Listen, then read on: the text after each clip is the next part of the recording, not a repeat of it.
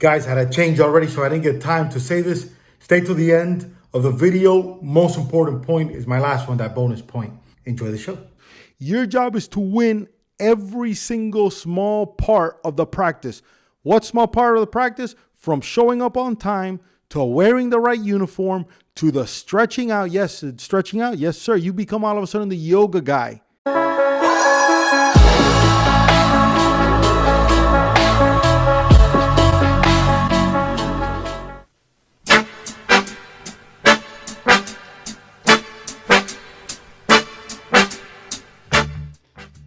What's up, everybody? It's your coach. Welcome back to the Coach HP Show. Friday, beautiful Friday.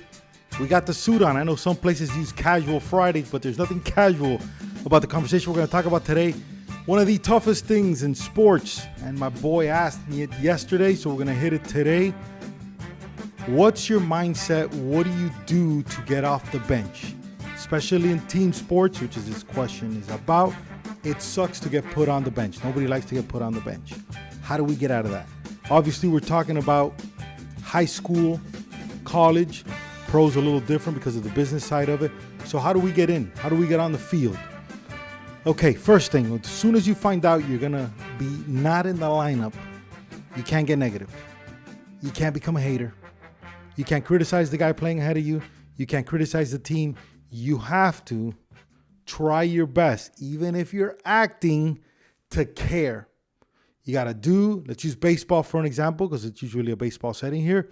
You got to do the bullshit infield, outfield. You got to do it like if you care. You got to warm up like if it matters.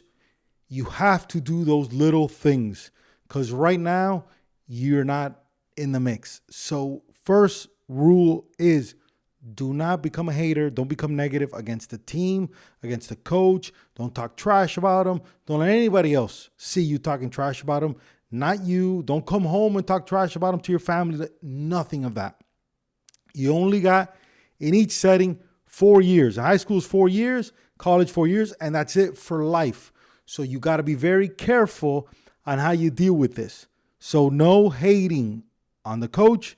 No hating on the team. No hating on the dude or dudes that are in front of you. That's number one. Number two, in the reverse of that, do not become a kiss ass to the coach. Don't laugh at his stupid jokes if they're not funny. Don't be there talking to him, asking him questions, be close to him, whatever. It's obvious, not that he doesn't like you, that your talent isn't right now where it should be for you to be on the field. Whether you're a freshman and you're playing varsity, so it's going to take some time unless you're an absolute stud, or if you're kind of there in the middle and there's people ahead of you, it's a matter of time. So that move of kissing the coach's ass, don't do that either. They don't respect that. So stay away from that. In the dugout, I don't want you to become the party guy in the dugout, the clown guy in the dugout. Don't do that either. Usually you will see a group of guys that are not playing, that they all get together in some part, some section of the dugout. They do that there, and they just complain to each other, and they crank each other up. And then when they're away from each other, they talk shit about each other back and forth, because that's how it rolls. Stay away from that group. Just like I told you, don't be kissing the coach's ass when you're in the dugout. Try to stand close by there just so you stay in the game and you're not forced to doze off and get caught with the guys that are messing around. And then maybe you're going to get an opportunity, but if I look at your way and you're messing around and the game's not going so well, you don't want the coach to take that out on you. Another thing that's very important. One of the best interviews I've ever heard Tom Brady give, he gave it with Howard Stern. He talked about when he was in Michigan, he wasn't playing. He was going to transfer out of Michigan. In fact, this dude went all the way from California to Michigan thinking he was going to play, and he didn't play. So he had to hire a mental therapist to help him cope with not playing. That therapist gave him the best advice ever, which is you now have to take practice. We're talking practice? Practice. You have to take practice now like if it's life or death. Not like it's a little scrimmage, not like you're just chilling because there's a pre-game. No. Practice becomes life or death.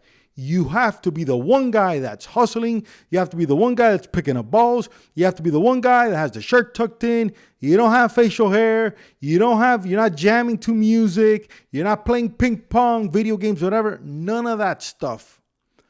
All you're doing is going as hard as you can in every single practice you get.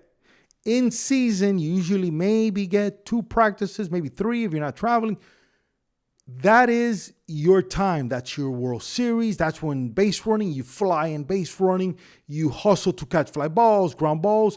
In hitting rounds, stick to the philosophy. A lot of guys, the best move of all time is, well, I'm not playing.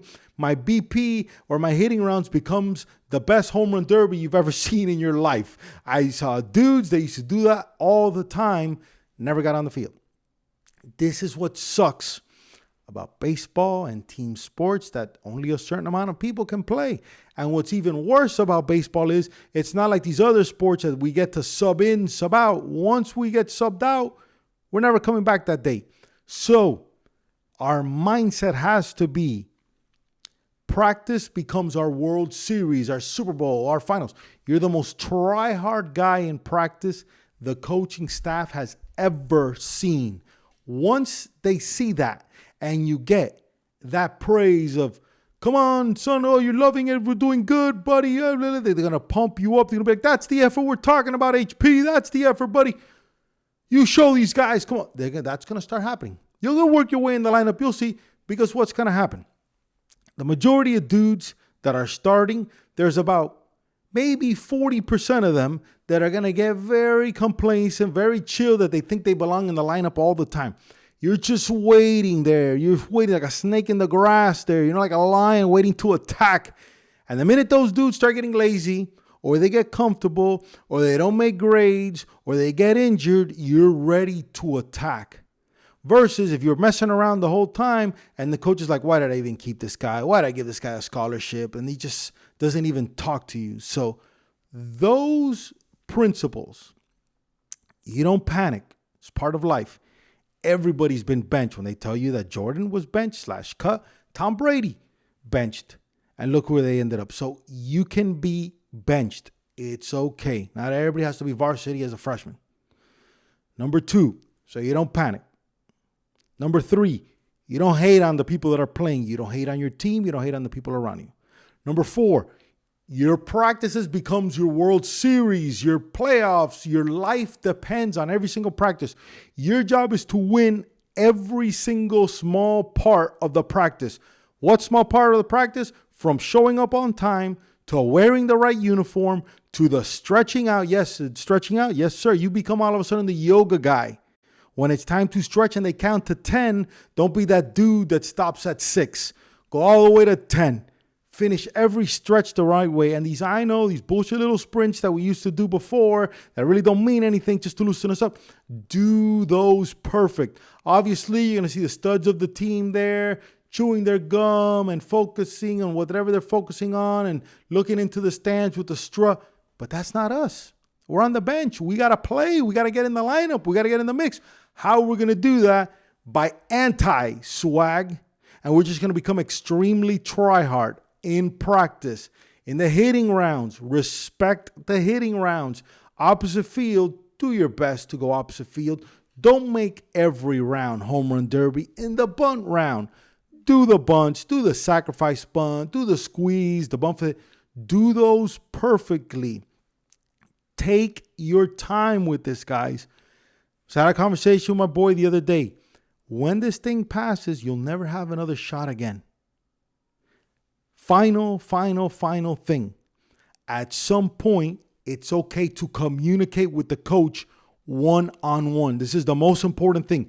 You do not get your dad. You don't get your representative. You don't get your neighbor. You don't get your girl. You don't get anybody. You talk one-on-one with the manager and say, Coach, thank you so much for making me part of this team. Coach, I've loved being a part of this team. I know I'm not in the lineup now, but I'm going to be ready.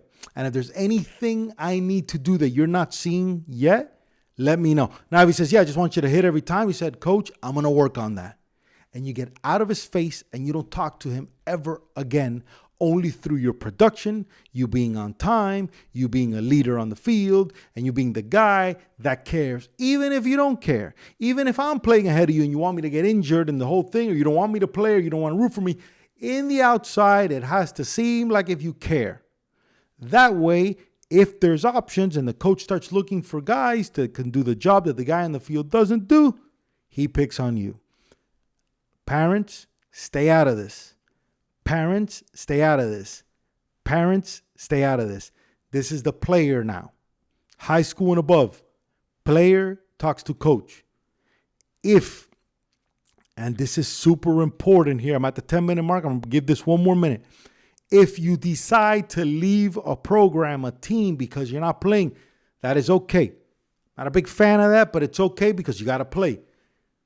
Be a man, walk up to the manager and say, listen, I'm going to have to leave here because of playing time, but I want to thank you for the opportunity. And then never mention them in a negative way again. If you can remember anything about this talk, guys, about this video, remember that. Parents, tell your kids, I don't care if the guy never plays you. I don't care if the guy lies to you and then he does what he didn't do or he does whatever happens. You go to the manager, you look him in the eye and say, listen, I know it didn't work out here the way I wanted it, but I want to thank you for taking the time to invest in my baseball career, even if he didn't do any of that. Because you never know who's going to be your manager, who's going to be a GM, who's going to be a scout. You never know who's going to be who down the road. And this is so hard that we want to keep the doors open. I went over because that's how passionate I am about getting in the lineup and staying positive. It's your coach. It's Friday. I wish you guys the best Friday ever. Thank you guys so much for the love and support. It's your coach. Remember, at the end of the day, you keep going hard and do your thing. See you tomorrow.